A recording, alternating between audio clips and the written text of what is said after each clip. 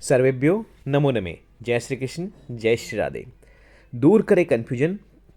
पद्म पुराण में 84 लाख योनियों से संबंधित श्लोक क्या है, 84 लाख योनियों का सच क्या है, आज जानते हैं। मान्यता है कि कर्मों के आधार पर आत्मा को 84 लाख योनियों में भटकना पड़ता है। आत्मा को अंत में मनुष्य योनि मिलती है। मानव योनि को सभी योनियों में सर्वश्रेष्ठ माना गया है। ऐसा माना जाता है कि मानव शरीर दुर्लभ है, क्योंकि इतनी योनियों में से सिर्फ एक योनि ही ऐसी है जिसमें विवेक जैसा दुर्लभ गुण पाया जाता है। 84 लाख योनियाँ अलग अलग पुराणों में अलग अलग बताई गई है, लेकिन सभी एक ही है। अनेक आचार्यों ने इन 84 लाख योनियों को दो भागों में बांटा है। पहला है योनिज और दूसरा है अयोनिज, अर्थात दो जीवों के सहयोग से उत्पन्न प्राणी को योनिज कहा गया है, और जो अपने आप ही अमीबा की तरह विकसित होते हैं उन्हें अयोनिज कहा गया है। इसके अतिरिक्त स्थूल रूप से प्राणियों को तीन भागों में बांटा गया है: जलचर, थलचर और नभचर।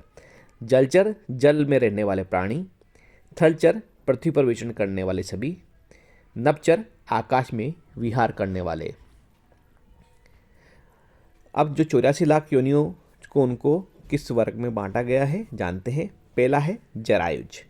माता के गर्भ से उत्पन्न होने वाले जैसे मनुष्य, पशु जरायुज कहलाते हैं। अंडज, अंडों से उत्पन्न होने वाले प्राणी अंडज कहलाते हैं।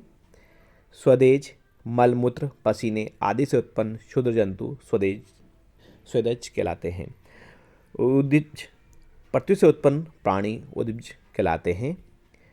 पद्म पुराण के अनुसार वो श्लोक क्या है जिसमें यह लिखा हुआ है कि 84 लाख योनियां बताई गई है। जलज 9 लक्षाणि, स्थावर लक्ष विंशति, क्रमियो रुद्र संख्यक है। पक्षिणाम दक्ष लक्षणम, त्रिंशल लक्षणानि पशु है, चतुर्लक्षाणि मानव है। अब जानते हैं इस श्लोक का अर्थ क्या है। अर्थात जलचर 9 लाख, स्थावर अर्थात पेड़ पौधे 20 लाख, सरीसृप कर्मी अथवा कीड़े मकोड़े 11 लाख, पक्षी नभचर 10 लाख, स्थलीय थलचर 30 लाख और शेष 4 लाख मानवीय होते हैं, अर्थात कुल 84 लाख है। इस तरह से कह सकते हैं, आप इसको इस तरह से समझें। पानी में रहने वाले जीव जंतु 9 लाख हैं, पेड़ पौधे 20 लाख हैं, कीड़े मकोड़े 11 लाख हैं, पक्षी 10 लाख हैं, पशु 30 लाख हैं, देवता दैत्य मानव और मनुष्य 4 लाख हैं, अर्थात कुल योनियों की संख्या 84 लाख हुई। यह चित्र के द्वारा भी आप समझ सकते हैं 84 लाख योनियों के प्रकार। मानव योनि 4 लाख, पशु 30 लाख, पक्षी 10 लाख, कीड़े मकोड़े 11 लाख, पेड़ पौधे 20 लाख, पानी के जीव जंतु 9 लाख। बढ़ते हैं आगे। मनुष्य का जन्म कब मिलता है? एक प्रचलित मान्यता के अनुसार एक आत्मा को कर्म गति के अनुसार 30 लाख बार वृक्ष योनि में जन्म होता है। उसके बाद जलचर प्राणियों के रूप में 9 लाख बार जन्म होता है। उसके बाद कर्मी योनि में 10 लाख बार जन्म होता है और फिर 11 लाख बार पक्षी योनि में जन्म होता है।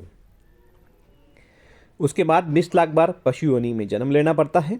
अंत में कर्मानुसार गौ का शरीर प्राप्त करके आत्मा मनुष्य योनि में प्राप्त होती है। तब 4 लाख बार मनुष्य योनि में जन्म लेने के बाद पितृ या देव योनि प्राप्त होती है। अतः सभी कर्मानुसार चलता है। मनुष्य योनि में आकर यदि नीच कर्म करने वाला मनुष्य जो नीच कर्म किए हैं तो नीचे की योनियों में सफ़र करने लग जाता है, अर्थात उल्टे क्रम में गति करता है, जिसे ही दुर्गति कहा गया है। जनहितार्थ इस जानकारी को आप अधिक से अधिक शेयर करें कि 84 लाख योनि के कौन कौन से प्रकार हैं और कौन कौन सी 84 लाख योनि होती है, मनुष्य जन्म किस प्रकार प्राप्त होता है। इसी के साथ समापन करते हैं। जय श्री कृष्ण, जय श्री राधे, जय हिंद, जय भारत।